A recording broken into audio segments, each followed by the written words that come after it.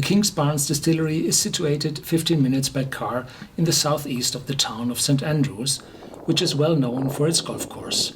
The Lowland Distillery started operations in the spring of 2015. The distillery was erected over 3 years in an old farmhouse which was itself built around the year 1800.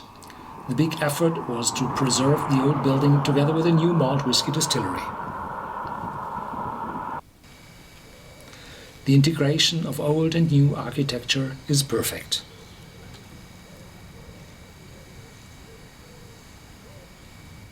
Go round and round. The eye-catcher is the old threshing building. In former times, oxen spinned below the round roof to press the corn out of the spike. Today, it is the entrance hall for the visitors. A new distillery needs big and modern equipment also. You can see part of it from the parking lot behind the buildings. And a modern cafe invites the guests for a short stay. The swan on top of the weather vane is part of the clan crest of the Wimmis family. They invested in the building of the distillery. Yeah, and then I have a look at this. Yeah, and then I've got this facial emotion.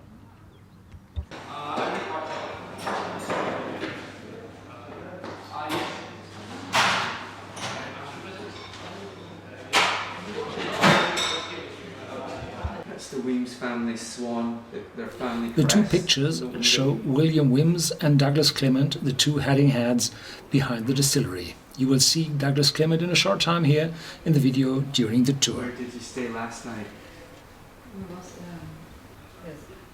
Je pense is French and translates to I think. This is a very old map from 1826, 1827. And my owners, the Weems family, are originally from Weems Castle, just around the coast. And Weems is the Scottish word for a cave. And underneath Weems Castle there are some famous caves.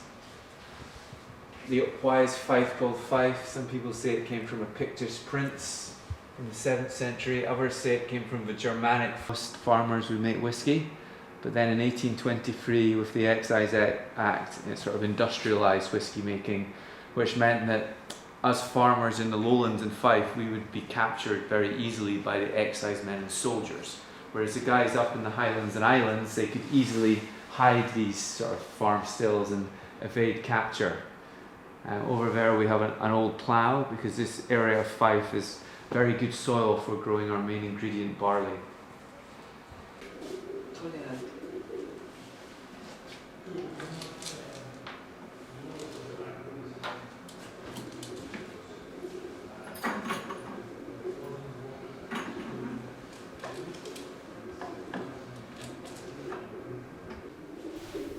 The first filled cask is brilliantly displayed in the old dovecot. The nesting boxes are built from terracotta tiles.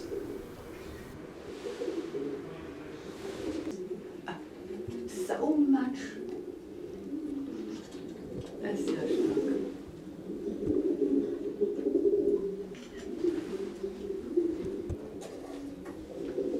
So we were farming,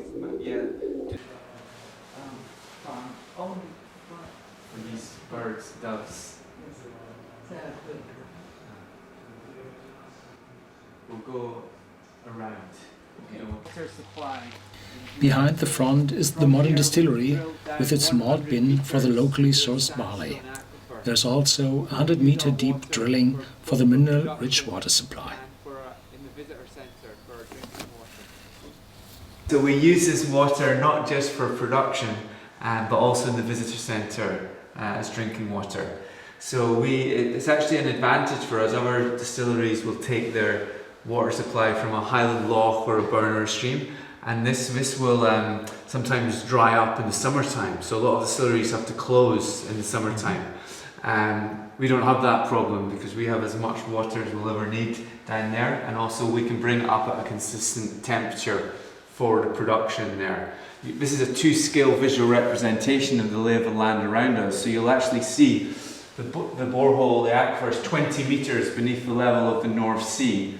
But luckily for us, the direction of this aquifer is inland, because sometimes when you're drilling down, if it goes towards the sea, it can be quite salty. But our water is very mineralistic. It travels through the different layers of rock, clay first, but mainly picking up the hard sandstone characteristics. So that we then let people taste our Kingsbarns water from 100 metres beneath us.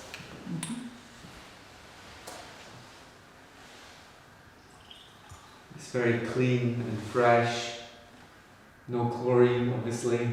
Yes.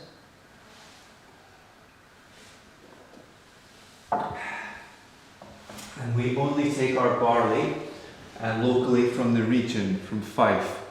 We use concerto barley, and it gets sent away to Muntons to be malted. It's delicious, very sweet.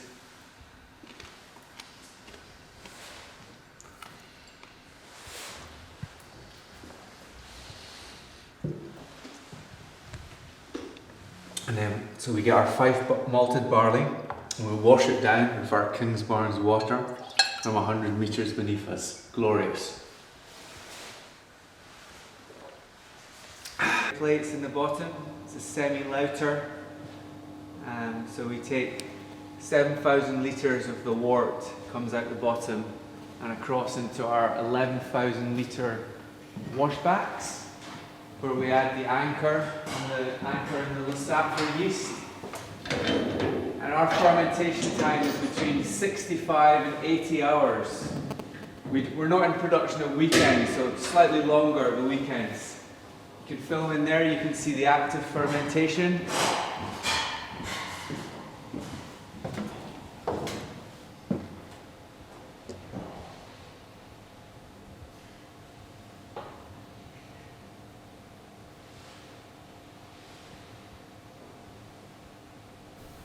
The distilling is performed extra slowly on two typical Scottish copper pot stills made by Richard Forsyth from Rothes.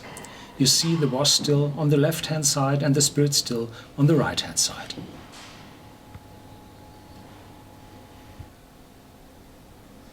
The maturation of most of the whiskey produced is done off-site. Too small is the space for all those casks.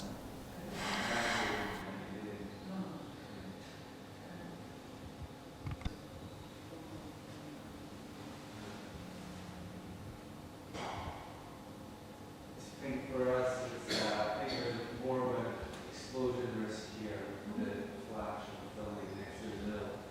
And also when we're in production, it's more alcoholic vapors down here. Yes. So this is why we're trying to keep the smoke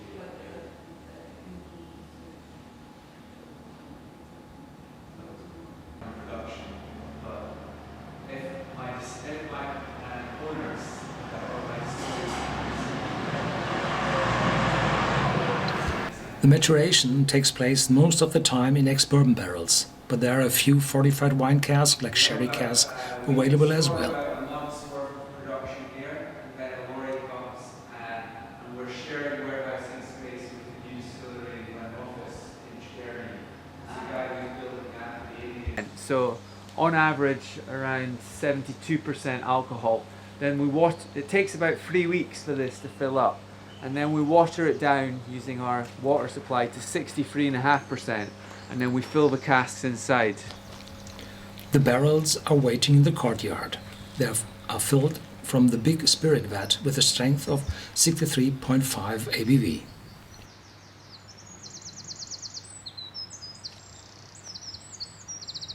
We only take our barley from the region, from Fife, from 3 different farms in the region, and then we send it to Muntons to be malted. The wastewater from the process is treated biologically.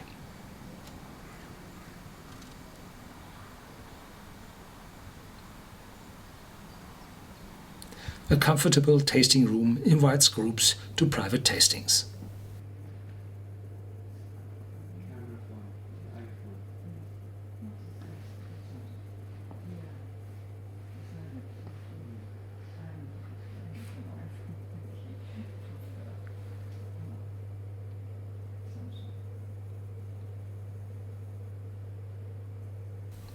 The shop offers raw whiskey which I already tasted in front of the camera, as well as malt whiskey from the independent Wims brand.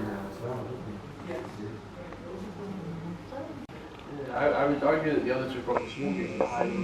Yeah, he didn't want it too smoky. He wasn't. The high one, the smoothest.